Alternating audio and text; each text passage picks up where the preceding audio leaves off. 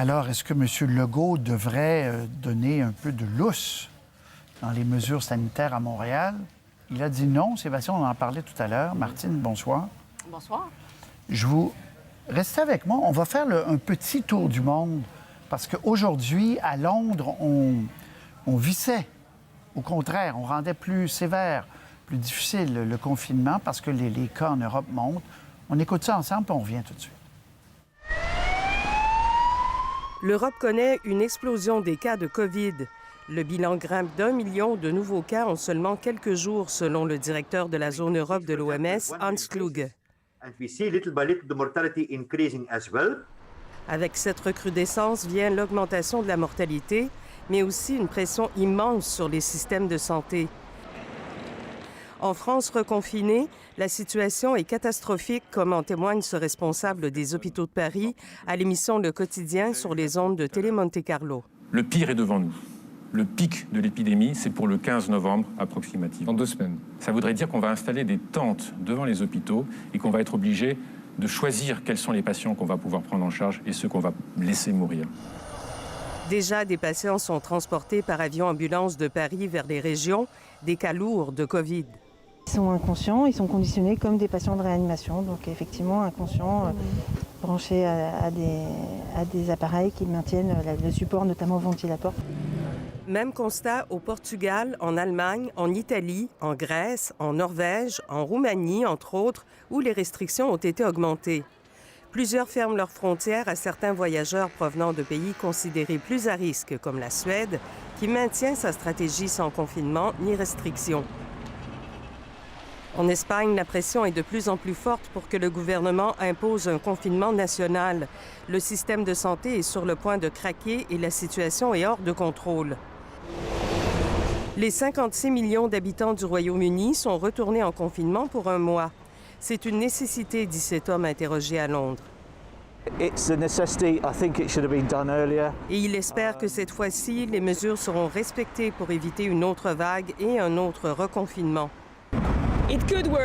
Mais pour d'autres, toutes ces mesures sont préjudiciables et n'en valent pas le coût économique, humain et social. Ici Nathalie Cloutier, Radio-Canada, Montréal.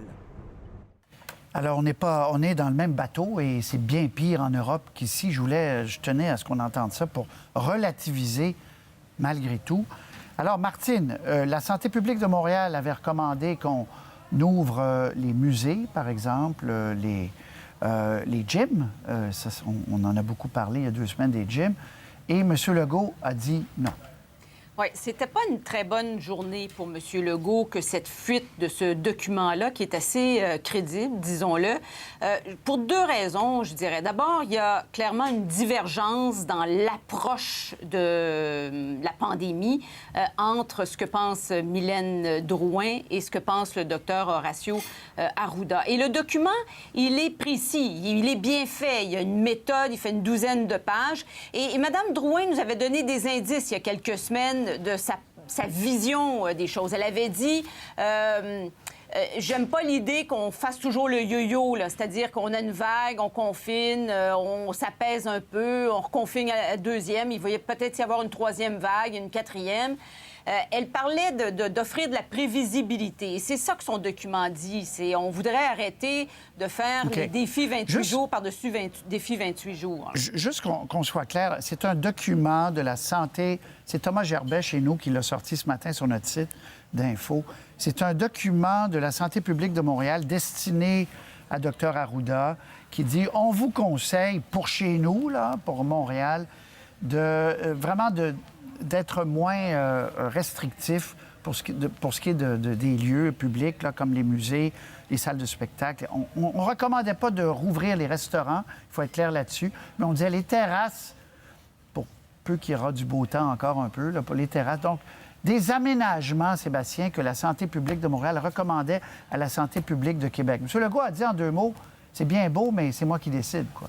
Oui, c'est moi qui décide, puis il y a un arbitrage qui doit être fait à la santé publique avant que ça monte vers le politique. Donc, il a comme défendu Horacio Arruda de ne pas avoir transmis le document de Mme Drouin jusqu'aux politiques. Mais en même temps, l'argument de Mylène Drouin de la santé publique de Montréal, c'est de dire que ça prend des soupapes. Ça prend des endroits où les Québécois sont capables de lâcher un peu leur fou, de vivre un peu plus normalement. Et donc, pour éviter la détresse psychologique qu'on constate en augmentation, mais aussi l'augmentation des inégalités sociales. Donc, c'est comme si Mme Drouin et la Santé publique de Montréal font l'équilibre des choses en se disant, oui, on essaie de stopper la maladie, mais ça va peut-être aller un peu mieux avec les mesures sanitaires, si bien qu'on pourrait peut-être rouvrir des soupapes. Ce que le gouvernement veut absolument éviter, c'est le jeu du yo-yo. Rouvrir, refermer, rouvrir, refermer. Alors, quand il va prendre sa décision, il veut être sûr de son coup, puis sûr que si on rouvre des secteurs d'activité, ce sera pour de bon, en tout cas dans un avenir très prévisible. Bon, je vais écouter la mairesse de Montréal, M. Legault, et on revient. C'est une conversation que j'ai eue aussi avec le ministre de la Santé. À Montréal, ça va bien, les efforts, on fait beaucoup d'efforts. Évidemment, il n'y a pas juste le plateau, il y a le nombre d'hospitalisations. J'ai quand même partagé au ministre le souhait que j'avais dépendamment, si on est capable de remplir plusieurs critères de donner une récompense, j'ai envie de dire. Ça ne doit pas se faire de façon aléatoire, puis après ça, qu'on se retrouve dans une situation encore pire. Donc, il faut y aller avec parcimonie. Je veux qu'on prenne notre temps, mais je pense qu'il faut aussi motiver les troupes. Les données qu'on a publiées aujourd'hui, qui étaient pour hier, montrent quand même 261 nouveaux cas à Montréal. Donc, la bataille n'est pas gagnée à Montréal. À ce moment-ci, on choisit, dans les zones rouges, de garder les restaurants, les gyms, les salles de spectacle fermées, parce que ce sont des opportunités de rassemblement. J'ai demandé à mon équipe de regarder la possibilité peut-être d'un assouplissement qui serait plus pour des rencontres individuelles.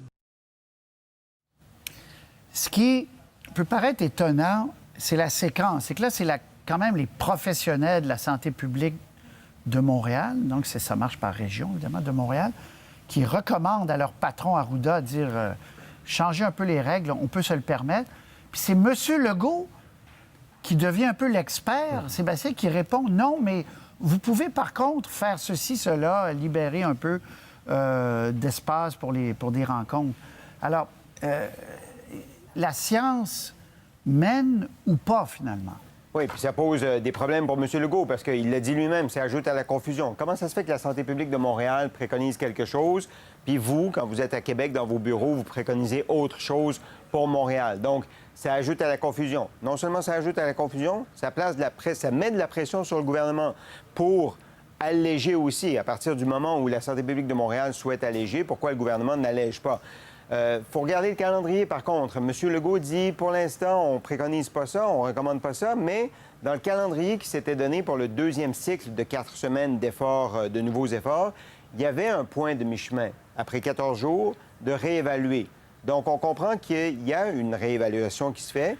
Puis s'il n'y a pas de choses annoncées cette semaine, ça ne veut pas dire que la semaine prochaine, il n'y en aura pas, parce qu'on arrivera justement à mi-chemin de ce deuxième cycle de 4 semaines. Et ce qui répond essentiellement aussi, Martine, c'est que quand la santé publique nous a recommandé depuis le mois de mars d'être sévère, on a été sévère comme il le demandait, et même plus. On n'a jamais été moins sévère que ce qu'on nous demandait. Bon, là, la santé publique de Montréal demande d'être moins sévère. Puis M. Legault répond, bien ça, c'est aux politiques ultimement à prendre la décision, là. C'est vrai que c'est le politique qui prend la dernière décision et c'est vrai que M. Legault, par moment, est allé plus loin que la recommandation de la santé publique.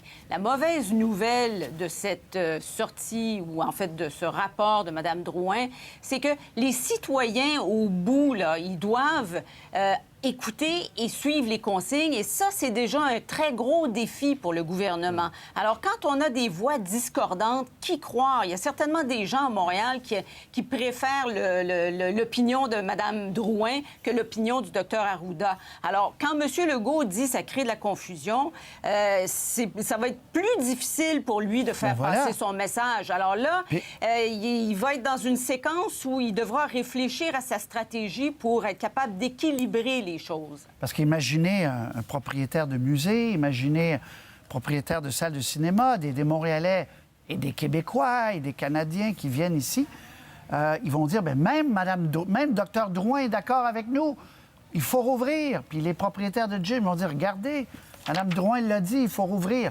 Alors, on va justement entendre cet extrait où M. Legault dit, je ne suis pas très content Nous, on est contents, M.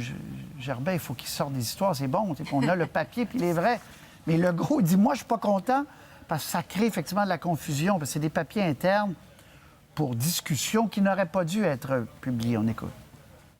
C'est certain que ça amène une certaine confusion. C'est pas idéal comme situation.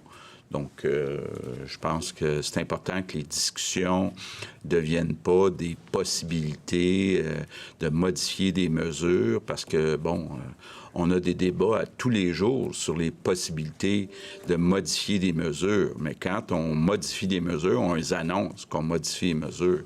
Quand on y pense, bien là, on ne vient pas mélanger tout le monde à penser à voix haute, là. Voilà. Alors, ça ajoute un élément au débat intéressant quand même sur les prises de décision.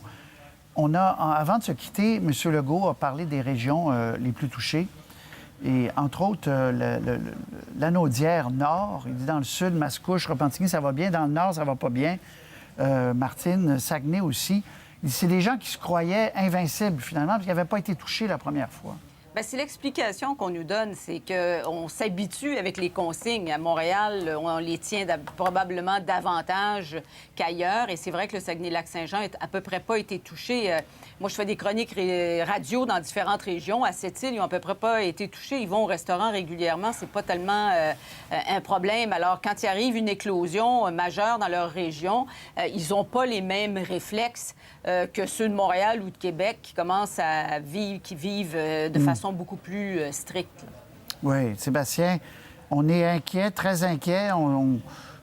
Comment on pourra réagir à ça? Parce qu'il n'y a pas plus que rouge, là.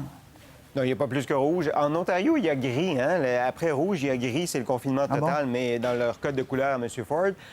Mais c'est de répéter le message. C'est de dire que les policiers vont appliquer la réglementation si jamais ils trouvent des gens qui sont en défaut, de continuer à appliquer les mesures sanitaires. Mais c'est comme s'il faut avoir peur à un moment donné pour appliquer ces mesures sanitaires. Ça a été le cas à Montréal dans la première vague. Ça n'a pas été... Le Québec est un exemple. La situation s'améliore dans la capitale nationale, mais à un moment donné, elle était un peu hors contrôle. Rappelez-vous du point de presse de Geneviève Guilbeault qui menaçait les gens de Québec de ne pas avoir de soins dans les hôpitaux si la tendance se maintenait. Bien là, les gens de Québec ont comme eu peur un peu, puis on est de retour donc dans des chiffres un peu plus acceptables. Il faut c'est peut-être la prise de conscience qui va avoir lieu au Saguenay-Lac-Saint-Jean et dans le nord de la Naudière. Il y a aussi le fait que le gouvernement a toujours beaucoup de difficultés avec le traçage. Hein? On est capable d'identifier où sont les éclosions, mais on a de la misère à faire le suivi. Là. Aujourd'hui, par exemple, le gouvernement a mis en ligne un tableau là, qui nous disait que 50 par exemple, des éclosions étaient en milieu de travail, mais ça générait 12 des cas. Alors, c'est un peu comme une allumette, là, en fait. On est capable d'identifier quand on craque l'allumette, mais après, on ne sait pas si le feu a pris, on ne sait pas jusqu'où il s'est rendu et où il va. Alors, par exemple, au Saguenay, là, c'est des éclosions, ça a quand même été assez large, là, 100 cas d'un coup. Ouais. Alors, ça veut dire que ça s'étend. Ça s'étend jusqu'où? Ça, le gouvernement a encore beaucoup de difficultés à être capable de suivre le feu de l'allumette. Là. Vous me faites de la peine quand vous parlez de craquage d'allumettes parce que dans ma tête, ça me renvoie à la petite fille aux allumettes, ce fameux conte quand j'étais plus petit, qui a froid la nuit de Noël, puis qui finit par mourir avec les allumettes. Alors, mais on le sait, cette crise-là a été dure pour beaucoup de monde, justement, plus démunis. Il faut le rappeler souvent, à Montréal, ici, on en parlait la semaine dernière, le nombre de sans-abri a grimpé depuis le début de cette crise sanitaire. Et c'est pour ça que la Ville a identifié des endroits pour que ces gens-là puissent aller au chaud, justement. Ça fait partie des arguments de la santé publique de Montréal, les inégalités sociales. On est en train de... oui, on confine les gens d'une certaine façon, on ralentit peut-être la progression de la maladie, mais on crée d'autres problèmes ailleurs. Et il faut faire l'équilibre entre ces problèmes et la lutte à la maladie. Et donc, c'est l'équilibre qu'essaie de faire le gouvernement depuis le mois de mars. Mais Mme Drouin de la Santé publique de Montréal apporte des arguments additionnels à la lumière de la situation qui prévaut à Montréal. Merci beaucoup à vous deux. Merci. Bonne soirée. Au revoir.